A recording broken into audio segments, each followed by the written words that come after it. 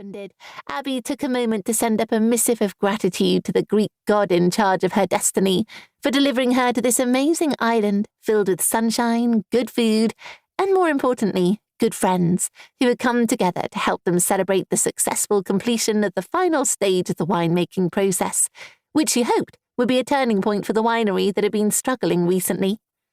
She glanced over her shoulder to where the Hummingbird Hotel nestled on the hillside next to the Angelopoulos vineyard, and her spirits soared at her good fortune to be the owner of such a wonderful place, not to mention that she was standing next to the most gorgeous guy on Corfu, and for the last 2 months they had been a couple. "Hey, everyone! Sophia and Panos are dishing up the food," Dimitri called, gesturing to them from the steps of the terrace that led to the gazebo in the middle of the Angelopoulos winery's garden. "You better come now if you want anything." "Come on, let's go," said Felix.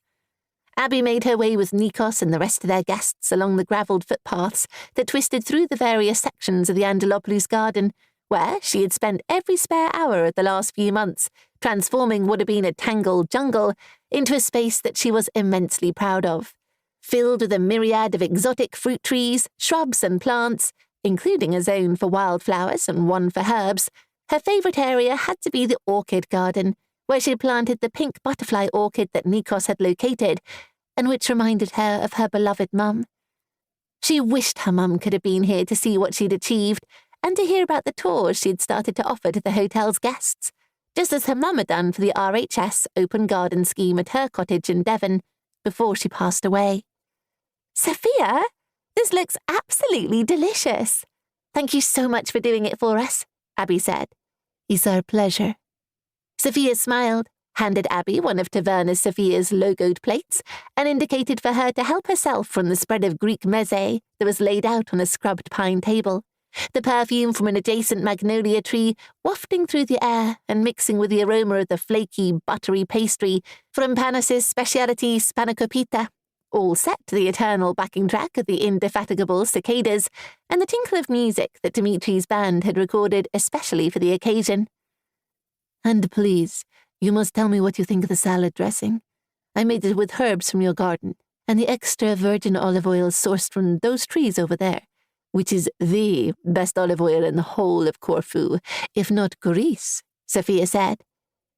Abbie's stomach rumbled as she piled her plate high with a selection of prasopita and tirapatakia triangles, souvlaki, dolmades, and fried zucchini, along with homemade tzatziki and hummus, and a huge Greek salad with cubes of crumbly feta sprinkled on the top.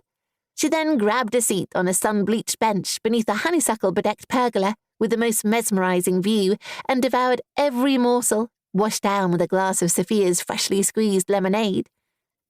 As she sat back in her seat and turned her face towards the sun, a sudden wave of exhaustion engulfed her. From first light, she had spent the whole day, alongside Nikos, Dimitri and Thanos, transferring the last of the ruby-red liquid that had spent the previous 2 months fermenting in the winery's ancient barrels into sterilized bottles, taking care to ensure that no air came into contact with the wine, something which, according to Thanos, would spell disaster.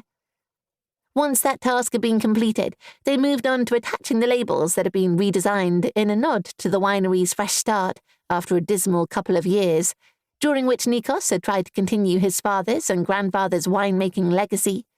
She loved the new design, featuring an angel with a golden halo, and really hoped that the red wine would be more drinkable than last year's vintage, which, according to one of the Hummingbird Hotel's previous guests, had tasted like soggy cardboard.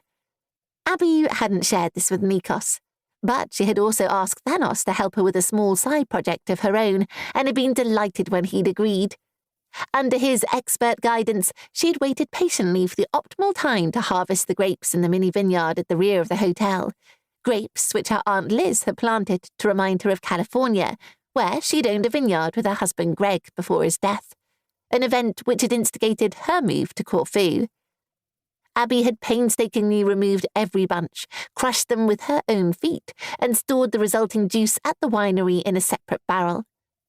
She didn't hold out much hope that the wine would be any good, or even palatable, but she wanted to honour her aunt's memory and produce a few bottles to give to Sophia and Panos and others in the community who had done so much to help her settle into the Hummingbird Hotel, a place she now called home.